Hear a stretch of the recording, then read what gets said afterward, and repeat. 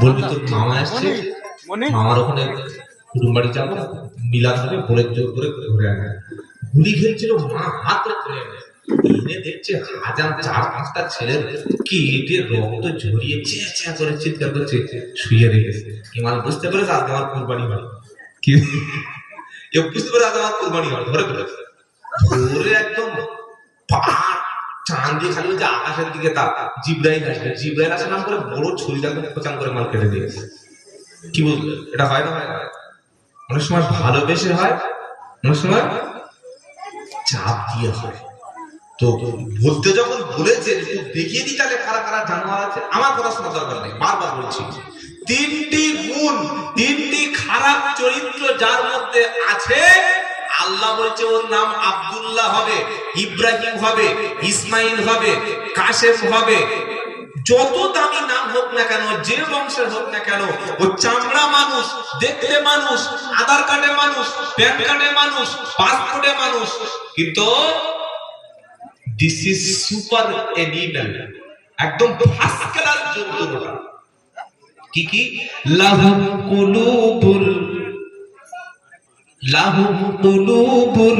লা ইয়াফকাহুনা বিহা। জানোয়ার চিনবেন কিভাবে? যার দিল আছে, বিবেক আছে, বুদ্ধি আছে, মেধা আছে, প্রজ্ঞা আছে, সেন্স আছে, জ্ঞান আছে, ইলম আছে, আর কোনো কি কথা সবকিছু থাকার পরে আল্লাহ চিনতে পারলো না, সবকিছু থাকার পরে আল্লাহ ডাকতে পারলো না, সবকিছু থাকার পরে আল্লাহু আকবার বললো না, সবকিছু থাকার পরে কোরআন বুঝতে পারলো না, সবকিছু থাকার পরে আল্লাহর ডাকে সাড়া দিল না। বিবেক দিয়ে, বুদ্ধি দিয়ে 300 টাকা উপার্জন করে, মাসে 12,000 টাকা ইনকাম করে, বিবেক দিয়ে, বুদ্ধি দিয়ে দামি দামি গাড়ি বানায়, বিবেক দিয়ে, বুদ্ধি দিয়ে বড় বড় ড্রোন আবিষ্কার করে, বিবেক দিয়ে, বুদ্ধি দিয়ে কিভাবে টাকা ইনকাম করতে হয় সবকিছু জানে, মিথ্যা নাটক সাজিয়ে কিভাবে সত্য ঘটনা সাজাতে হয় সবকিছু জানে।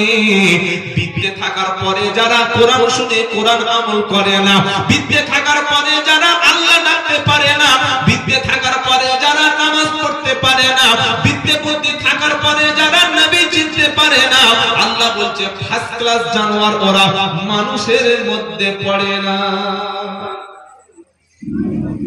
24 ঘন্টা সময়, দিন আর রাত মিলিয়ে কত ঘন্টা? জোরে বলেন। সারাদিন গোসল করতে লাগুক 1 ঘন্টা, খেতে লাগুক 2 ঘন্টা, তাহলে 3 হয়ে গেল।